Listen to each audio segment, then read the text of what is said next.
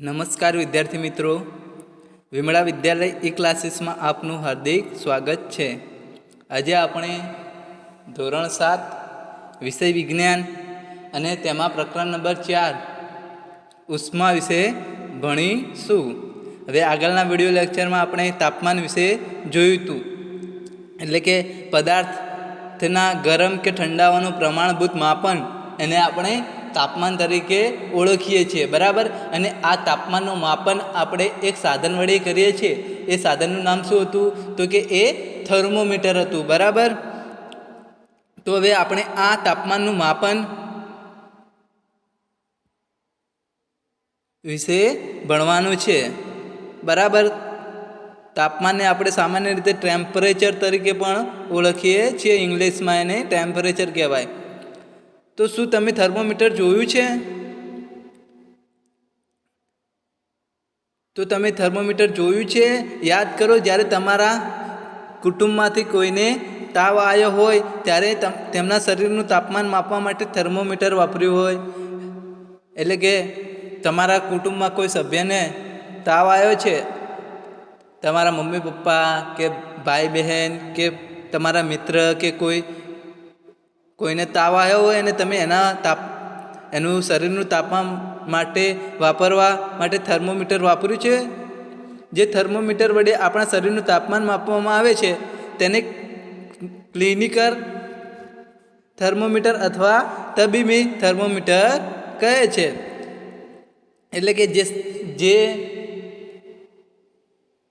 જે થર્મોમીટર વડે આપણા શરીરનું તાપમાન માપવામાં આવે છે તેને કયું થર્મોમીટર કહે છે?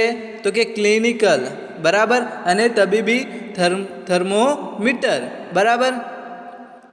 જો તમારી પાસે ક્લિનિકલ થર્મોમીટર ન હોય તો તમે તમારા શિક્ષક, તમારા મિત્ર કે પાડોશી પાસેથી લઈને જુઓ, બરાબર. તમારી પાસે ના હોય અને તમારા બાજુમાં કોઈ મિત્ર પાસે છે તો તમે એ ક્લિનિકલ થર્મોમીટરને તમે જુઓ, બરાબર.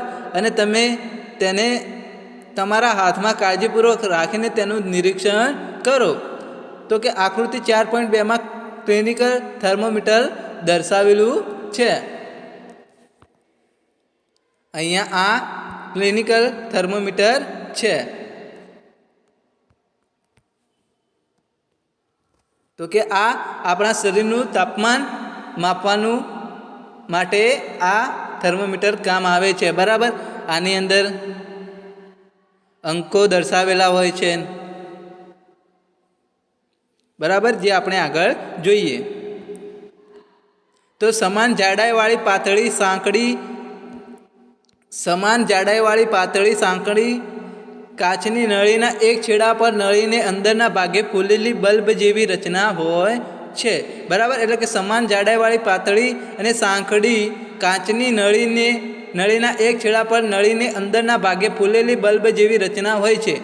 અને આ બલ્બમાં મર્ક્યુરી એટલે કે પારો ભરેલો હોય છે, બરાબર. તો શું ભરેલું હોય છે? તો કે આ જે બલ્બમાં પારો એટલે કે મર્ક્યુરી ભરેલું હોય છે. હવે પારો તો તમે આગળના પ્રકરણમાં તમે પારા વિશે ભણી ગયા કે પારો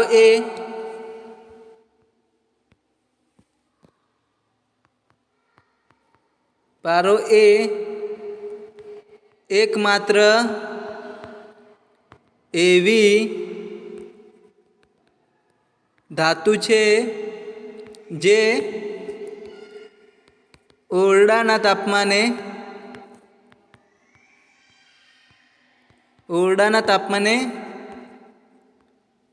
પ્રવાહી સ્વરૂપમાં મળે છે. એટલે કે પારો એ એકમાત્ર એવી ધાતુ છે કે જે ઓરડાના તાપમાને પ્રવાહી સ્વરૂપમાં મળે છે, બરાબર. તમે ધાતુ અને અધાતુ વિશેના ચેપ્ટરમાં તમે પારા વિશે ભણ્યા હતા, બરાબર.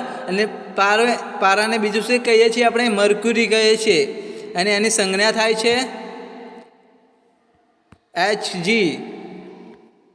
જે તમે યાદ રાખજો, તમને આગળના ધોરણોમાં આની સંજ્ઞા કામ આવશે. બરાબર. બલ્બની બહારની ભાગમાં અને આ બલ્બની બહારની ભાગમાં શું મર્ક્યુરીનો પાતળો દોરા જેવો ભાગ દેખાય છે. બરાબર. એટલે કે બહારના ભાગમાં શું દેખાય છે? તો કે મર્ક્યુરીના પાતળો દોરા જેવો ભાગ દેખાય છે. જો તમને મર્ક્યુરીનો દોરો ન દેખાય તો થર્મોમીટરને બંને હાથમાં પકડીને ધીરે ધીરે દેખાય ને ત્યાં સુધી સહેજ ગોળ ફેરવો. બરાબર. એટલે કે મર્ક્યુરીનો દોરો ના દેખાય તો આપણે શું કરવાનું? તો કે થર્મોમીટરને આપણે બંને હાથમાં પકડીને ધીરે ધીરે દેખાય નહીં ત્યાં સુધી ગોળ ગોળ ફેરવી જવાનું. વળી થર્મોમીટરની સપાટી પરનું અંકન પણ સ્પષ્ટ નજરે પડશે. એટલે કે જે આની થર્મોમીટરની સપાટી પર જે અંકન થયેલું હોય છે, એટલે કે જે અંકો હોય છે એ અંકન પણ આપણને સ્પષ્ટપણે નજર પડશે. અને આ અંકન સેલ્સિયસ માપક્રમમાં હોય છે, જે 0 ડિગ્રી સેલ્સિયસ વડે દર્શાવાય છે. અને આપણે આ સેલ્સિયસ એ તાપમાનનો એક એકમ છે. તાપમાનના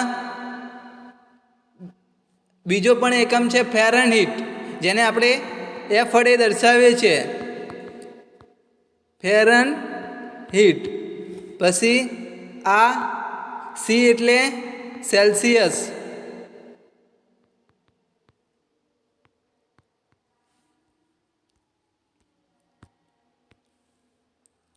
તો કે F એટલે ફેરનહીટ અને સી એટલે સેલ્સિયસ. આ બંને શું છે? તો કે તાપમાન આ બંને એકમોમાં મપાય છે. બુધાને નવાઈ લાગી કે આકૃતિ 4.2માં દર્શાવેલ બે માપક્રમ કયા માપક્રમનું વાંચન કરવું. બુધાને નવાઈ લાગે છે કે અહીંયા માપક્રમ દર્શાવેલા છે, એમાંથી કયા માપક્રમનું વાંચન કરવું. તો પહેલી અહીંયા જણાવ્યું કે ભારતમાં સેલ્સિયમ માપક્રમને સ્વીકારવામાં આવેલ છે. એટલે કે ભારતમાં કયા માપક્રમને? તો કે સેલ્સિયમ માપક્રમને સ્વીકારવામાં આવેલ છે. માટે આપણે સેલ્સિયમ માપક્રમનો જ ઉપયોગ કરવો જોઈએ. બીજો માપક્રમ 94 થી 108નો છે, તેને ફેરનહીટ માપક્રમ કહે છે. બરાબર. અને અહીંયા બે માપક્રમો હોય છે. અહીંયા બે માપક્રમ હોય છે, એક સેલ્સિયસમાં હોય છે અને એક ફેરનહીટમાં હોય છે. પરંતુ આપણે ભારતમાં રહીએ છીએ એટલે ભારતમાં આપણે કયો માપક્રમ સ્વીકારવામાં આવેલો છે? તો કે સેલ્સિયસનો માપક્રમ સ્વીકારવામાં આવેલો છે. એટલે અને અહીંયા જે બીજો 94 થી 108નો માપક્રમ છે એ ફેરનહીટ માપક્રમ છે. બરાબર. અને ફેરનહીટ માપક્રમ કહે છે. અને ફેરનહીટ એ પણ એ તાપમાનનો એક એકમ છે. બરાબર. અને ક્લિનિકલ થર્મોમીટર એ 35 સેલ્સિયસથી 42 સેલ્સિયસ સુધીનું હોય છે. તો કે ક્લિનિકલ થર્મોમીટર એ કેટલા સેલ્સિયસથી કેટલા સેલ્સિયસ સુધીનું તાપમાન માપી શકે છે? તો તમારે આ એક માર્ક્સમાં પણ પૂછી શકાય. તો કે ક્લિનિકલ થર્મોમીટર એ 35 સેલ્સિયસથી 42 ડિગ્રી સેલ્સિયસ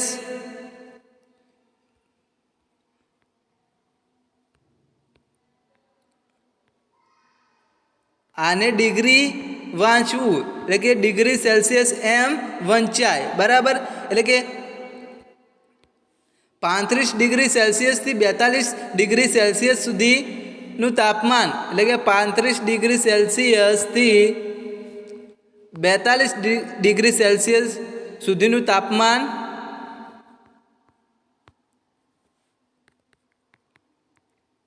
શેમાં હોય છે? તો કે ક્લિનિકલ થર્મોમીટર. બરાબર. તો તમે આ નોટ કરી લેજો. બરાબર. જે તમારી નોટબુકમાં તમે આ લખી દેજો. બરાબર. જે તમને આગળ પણ કામ આવે.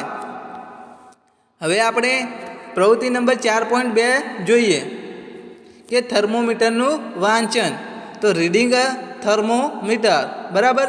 ચાલો આપણે જોઈએ કે થર્મોમીટરના માપક્રમનું વાંચન કેવી રીતે કરવું. તો આપણે એ જોવાનું છે કે થર્મોમીટરના જે માપક્રમ છે એનું વાંચન આપણે કઈ રીતે કરીએ એ આપણે જોવાનું છે. તો સૌપ્રથમ પાસે આવેલા બે મોટા અંકન વચ્ચેનો તફાવત કેટલો છે તે નોંધી લેવો. બરાબર. તો પહેલાં શું કરવાનું કે પાસે આવેલા બે મોટા અંકન વચ્ચેનો તફાવત નોંધી લો. વળી તેમની વચ્ચેના ભાગમાં કુલ કેટલા વિભાગો છે, એટલે કે નાના અંકન વડે દર્શાવેલા હોય છે એ કેટલા વિભાગો હોય છે નાના એ પણ આપણે એની નોંધ કરવાની છે. તો એમાં શું કરવાનું છે કે ધારો કે બે મોટા અંકન વચ્ચેનો તફાવત 1 અંશ અથવા 1 ડિગ્રી છે, તો એને બે મોટા અંકની વચ્ચે કુલ નાના વિભાગની સંખ્યા 5 હોય તો નાના વિભાગનું મૂલ્ય 1/5 એટલે કે 1/5 એટલે 0.2 ડિગ્રી સેલ્સિયસ કરી શકાય. એટલે કે આપણે શું કરવાનું છે પહેલાં તો કે મોટા અંકોનો વચ્ચે તફાવત જો 1 હોય તો એ બે મોટા અંકો વચ્ચેના કુલ નાના વિભાગોની સંખ્યા જો 5 હોય તો આપણે નાના વિભાગોનું મૂલ્યનું વાંચન કઈ રીતે કરી શકીએ. તો 1/5 એટલે કે 5 ભાગમાંથી 1 ભાગ એટલે કે એના કેટલા થાય કે 0.2 ડિગ્રી સેલ્સિયસ કરી શકાય.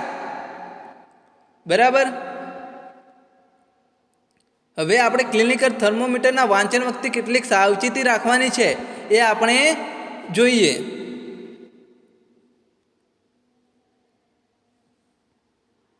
તો કે થર્મોમીટરના વપરાશ પહેલાં અને પછી યોગ્ય જંતુનાશક એન્ટિસેપ્ટિક દ્રાવણ વડે ધોવું. એટલે કે આપણે જે થર્મોમીટરનો આપણે ઉપયોગ કરીએ છીએ એનો વપરાશ કરીએ છીએ અને એ વપરાશ પહેલાં અને પછી પણ આપણે જંતુનાશક એન્ટિસેપ્ટિક દ્રાવણથી ધોઈ લેવું. કેમ કે એની અંદર બેક્ટેરિયાને જે હોય એ બીજી વાર ઉપયોગ કરે તો એ બીજાના શરીરના અંદર ના જાય એ માટે આપણે એને વપરાશ કરતાં પહેલાં અને પછી પણ આપણે જંતુનાશક દ્રાવણથી ધોઈ લેવું. અરે વપરાશ પહેલાં 35 ડિગ્રી સેલ્સિયસ અને 35 ડિગ્રી સેલ્સિયસ કે 35 અંશ સેલ્સિયસ વડે પણ આપણે એને ઓળખી શકીએ. બરાબર. તો વપરાશ પહેલાં પારાનું સ્તર જોઈ લેવું કે 35 ડિગ્રી સેલ્સિયસથી નીચે છે કે નહીં તે આપણે જોવાનું. બરાબર. અને તમારી દૃષ્ટિના સમાંતરે પારાનું લેવલ રાખવાનું. એટલે કે આપણી દૃષ્ટિ હોય, આપણે જ્યારથી જોવાનું હોય ત્યારે પારાનું લેવલ કેવું રાખવાનું, પારાનું લેવલ રાખીને જોવાનું. બરાબર. સમાંતરે આપણે જે રીતે જોવાનું એ રીતે સમાંતર રાખવાનું. અને થર્મોમીટરને કાળજીપૂર્વક રાખો. જો તે કોઈ પણ કઠણ પદાર્થ સાથે અથડાશે નહીં એની કાળજી રાખવાની. કેમ કે અથડાશે તો તે તૂટી જશે. બરાબર. અને થર્મોમીટરને જ્યારે આંક નોંધતા હો ત્યારે બલ્બથી ન પકડો. એટલે કે આપણે જ્યારે થર્મોમીટરનો આંક નોંધતા હોય કે કેટલું તાપમાન છે એ અંક નોંધતા હોય ત્યારે આપણે એને શું કરવાનું કે બલ્બથી પકડવાનું નથી. તો થર્મોમીટરને જંતુનાશક પ્રવાહી એટલે કે એન્ટિસેપ્ટિક પ્રવાહી વડે બરાબર સાફ કરી લો. અને તમે તમારા હાથમાં મર્ક્યુરીવાળા ભાગના વિરુદ્ધ છેડા પરથી પકડીને દેખો અહીંયા, એટલે કે આ મર્ક્યુરીવાળો ભાગ છે અહીંયાથી વિરુદ્ધ છેડામાં પકડીને હળવેથી થોડાક ઝટકા આપો. આ ઝટકાને કારણે થર્મોમીટરમાં નળીમાં રહેલું મર્ક્યુરીનો પારો નીચે મુજબ ઉતરી જશે. બરાબર. અહીંયા મર્ક્યુરીનો પારો એ નીચે ઉતરી જશે. બરાબર. અને મર્ક્યુરીના દોરાને 35 ડિગ્રી સેલ્સિયસથી નીચે છે કે નહીં તે ખાતરી કરવાની છે. અને થર્મોમીટરના મર્ક્યુરીવાળા છેડાને મોઢામાં મૂકીને તમારી જીભ નીચે તમે એકાદ મિનિટ માટે રાખો અને ત્યારબાદ તેને બહાર કાઢીને સ્કેલ એટલે માપક્રમ પરનું વાંચન તાપમાન જોવો અને એને વાંચો. બરાબર કે કેટલું છે. અને આ થયું એ ડિગ્રી સેલ્સિયસ એકમમાં તમારું તાપમાન થાય. બરાબર. તમારા શરીરનું તાપમાન કયા એકમમાં થાય તો કે ડિગ્રી સેલ્સિયસ એકમમાં. બરાબર. તો તમે તમારા શરીરનું તાપમાન કેટલું છે તે નોંધ્યું છે? તો કે માનવ શરીરનું તાપમાન સામાન્ય રીતે 37 ડિગ્રી સેલ્સિયસ હોય છે. ખાસ નોંધ કરો કે તાપમાન તેનો એકમ સાથે જ દર્શાવાય છે. હવે તાપમાન દર્શાવવા માટે એનો એકમ જરૂરી છે. બરાબર. અને તાપમાન એ તેના એકમ સાથે જ દર્શાવાય છે. બરાબર. અને મનુષ્ય શરીરનું એટલે કે આપણા શરીરનું સામાન્ય તાપમાન એ 37 ડિગ્રી સેલ્સિયસ છે. જે તમારે આ નોંધ કરવાની છે. તમારી નોટબુકમાં તમારે આ યાદ રાખવાનું છે. તમારે 1 માર્ક્સમાં પણ આ પૂછાઈ શકે છે. બરાબર. કે મનુષ્ય શરીરનું તાપમાન એટલે કે આપણા શરીરનું સામાન્ય તાપમાન કેવું હોય છે, કેટલા ડિગ્રી સેલ્સિયસ હોય છે? તો કે 37 ડિગ્રી સેલ્સિયસ.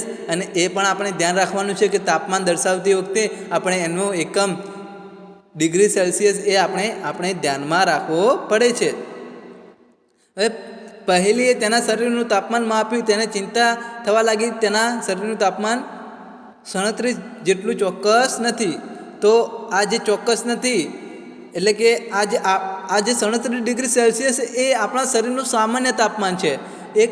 એટલે અહીંયા પહેલી બેન એમ કહે છે કે એના શરીરનું તાપમાન માપ્યું તો એને ચિંતા થવા લાગી કે એના શરીરનું તાપમાન એ 37 ડિગ્રી સેલ્સિયસ જેટલું ચોક્કસ નથી. તો ચાલો આપણે તેની ખાતરી કરાવીએ કે તેમાં કોઈ ચિંતા જેવું કશું નથી. તો એના માટે આપણે પ્રવૃત્તિ નંબર 4.3 એ આપણે આગળના વિડીયો લેક્ચરમાં જોઈએ.